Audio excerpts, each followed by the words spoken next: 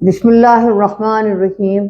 अस्सलाम वालेकुम स्टूडेंट्स। आज हम last sermon of the holy prophet सल्लल्लाहु अलैहि वसल्लम के एक्सरसाइज नंबर 1 और 2 करेंगे। तो शुरू करते हैं। एक्सरसाइज नंबर 1 में क्या है? Read the text and tick the correct answer. अब क्या है क्वेश्चन? क्या है? The text is about the battle of Islam है या the family of the holy prophet Muhammad सल्लल्लाहु अलैहि वसल्लम ये है, या the migration and teaching of the holy prophet रसूलुल्लाह फातिमुन नबीयीन सल्लल्लाहु अलैहि वसल्लम ये है। अब बताएं। अब या ये कि द लास्ट पिलग्रिमेज है, कौन सा सही है इसमें? अब जाहिर है ये वाली बात तो नहीं है, फैमिली के बारे में बात नहीं हो रही यहाँ पर। Migration and teaching of the holy prophet Muhammad सल्लल्लाहु अलैहि वसल्लम हुई, मगर मेन क्या चीज़ है? द लास्ट पिलग्रिमेज, इसके बारे में बात हो रही है। तो द लास्ट पिलग्रिमेज को आप अंडरलाइन करें, इसको टिक लगा दें। Which of the following message is mentioned in the last sermon as given in the text? अब इसमें कौन सा मैसेज है जो मेंशन किया गया है, जो आपका chapter last sermon of the holy prophet सल्लल्लाहु अलैहि वसल्लम as given in the text. तो अब इसमें किसके मुतालिक की बात हो रही, क्या मैसेज मेंशन किया गया है आखिरी खुतबे में? अब वो देखना है। People should not hurt others. Number 1 क्या है कि लोग जो है एक दूसरे को हर्ट ना करें, उनको तकलीफ ना पहुंचाएं, हर्ट वाले। Both man and women have rights over each other, और औरतों के हकूक मर्दों पर है, मर्दों के हकूक औरतों पर है। ठीक है। तीसरी बात है कि Muslims are a part of one brotherhood. मुसलमान जो है उनके अंदर एक जो है भाईचारे का रिश्ता है। ठीक है। अब ये इसमें जो डी है उसमें बता रहा है ऑल ऑफ अबव, यानी अब आप ये बताएं कि ये पहला वाला ए वाला सही है, या बोथ मैन एंड वो ये है, या Muslims are a part of brotherhood ये है, या फिर ऑल ऑफ अबव। तो क्या है इसमें बात नजर आ रही है कि ये तीनों बातें खुतबे में शामिल थी। Last sermon of the holy prophet सल्लल्लाहु अलैहि वसल्लम में ये सारी बातें शामिल थी कि people should not hurt other, both man and women have rights और each other, Muslims are a part of one brotherhood. ये तीनों बातें थी, तो इसलिए अब कौन सा जवाब सही होगा? डी वाला सही है, ऑल ऑफ अबव। ओके। अब यहाँ पर आ गए exercise number 2। Find the following words in text and underline them. अब खाली इनको अंडरलाइन नहीं करना, उन्होंने क्वेश्चन ये लिखा है कि आप इनको वर्ड्स को जो फाइंड आउट करें, उनको अंडरलाइन कर दें। मगर अब मैं आपको बता दूं उसमें रीडिंग भी करें आप साथ, और उसके बाद उनके मीनिंग्स निकालने हैं। ठीक है। तो वो मैं आपको हेल्प करती हूँ। Ancestors, prohibited, security, migrate, alliance, piety, aggressive, unified, legitimate, hypocrites, consolidated, equitable, pagan, astray, meritocracy, harmony, beware, principle। अब यहाँ हमने एक एक वर्ड में लेते जाएंगे। जैसे सबसे पहला वर्ड हमारा था एंसेस्टर्स। ठीक है। अब मैं आपको बताऊंगी एंसेस्टर्स की मीनिंग क्या है, ये लिखे हुए भी हैं और आपको अच्छी तरह एक्सप्लेन भी कर दूंगी। एंसेस्टर में क्या है? Family member who were before the grand parents. वो फैमिली मेंबर जो आपके पेरेंट्स, ग्रैंड पेरेंट्स, उनसे भी जो पहले के लोग थे, उनको एंसेस्टर्स कहते हैं। अबाओ अजदाद, जैसे उर्दू में एक लफ्ज इस्तेमाल होता है अबाओ अजदाद, यानी जो वो फैमिली, वो एंसेस्टर जो इस वक्त दुनिया से जा चुके हैं, उनके बारे में कहा जाता है कि वो एंसेस्टर्स हैं। ओके। अब प्रोहिबिटेड क्या है? Did not allow doing something. Prohibited का मतलब ये कि मना कर दिया गया है कि ये काम नहीं करो। तो अब अक्सर आपने देखा होगा लोग अपने घरों के पास लिख देते हैं कि prohibited area for car parking या व्हीकल पार्किंग। इसी वजह, उसका मतलब क्या है? मना कर देना, यानी ये चीज मना है, प्रोहिबिटेड है। Did not allow doing something. Okay.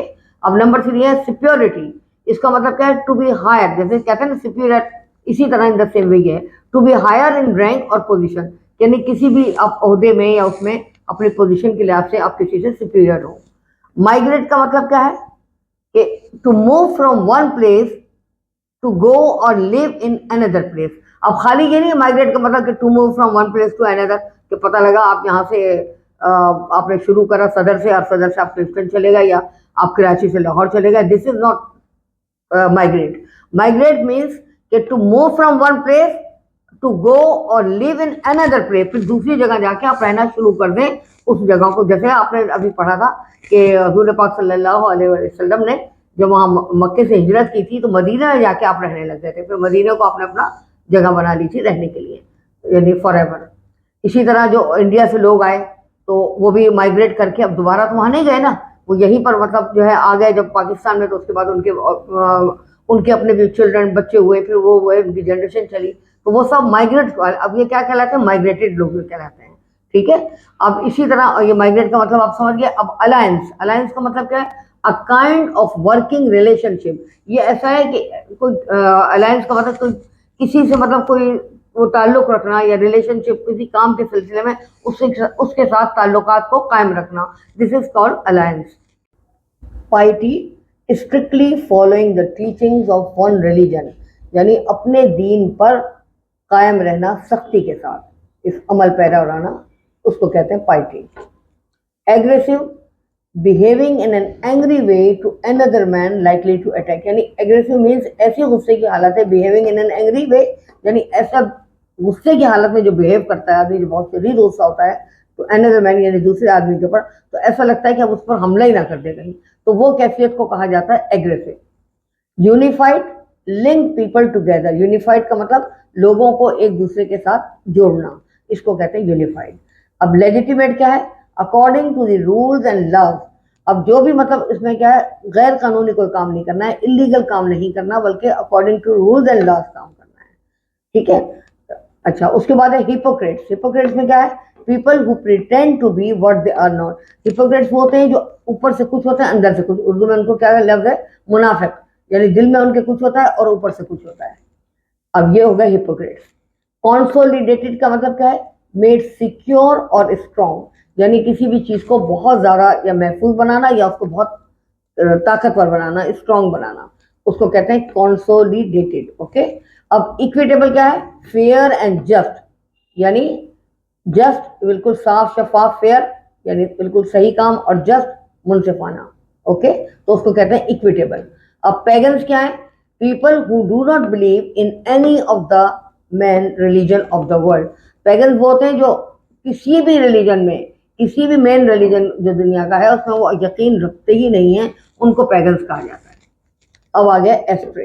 Ashtray में क्या है, away from the correct path of direction, यानी जो आपका उस जो सही रास्ता है उससे आप अलग हो जाएं, दूर हो जाएं, बिल्कुल अवे, तो उसको कहा जाएगा एस्ट्रे।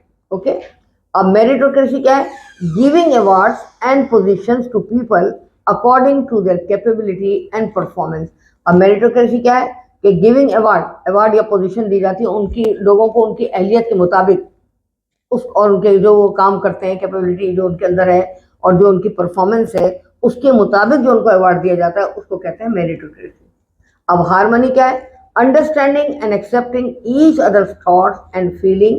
अब हार्मनी में क्या होता है, अंडरस्टैंड, एक दूसरे की जो फीलिंग्स हैं उसको समझना और उसको कबूल करना, उसको एक्सेप्ट करना, लोगों की तकलीफ को, लोगों की थॉट्स को, उनकी फीलिंग्स को, वो किस तरह है, खुश हैं या गम है, जिस हाल में भी हैं, तो उनकी उस फीलिंग्स को और उनके थॉट्स को अंडरस्टैंड करना, समझना, उसको कहा जाता है harmony. Beware, be careful, यानी आप केयरफुल रहें किसी भी चीज, केयरफुल तो कोई इतना बड़ा मुश्किल वर्ड नहीं है जो आपके समझ में ना है, केयरफुल होना किसी भी चीज से। अच्छा, principle, a rule for behaving in a certain way. Principle ये कि ये असूल, उसका मतलब क्या है, असूल। अब एक प्रिंसिपल वो होता है जो आपके स्कूल का होता है या कॉलेज जहाँ भी, वो तो है, उसमें आता है PAL। ये एक खास बात है जो आप जरूर समझ लें, क्योंकि मैंने अक्सर देखा है कि बच्चे जो हैं वो ये बात को नहीं समझते हैं और गलत बोलते हैं अमूमन, तो ये मैं आज आपको जरूर बता दूं। ये देखिए, अब ये जो प्रिंसिपल है ये अलग है,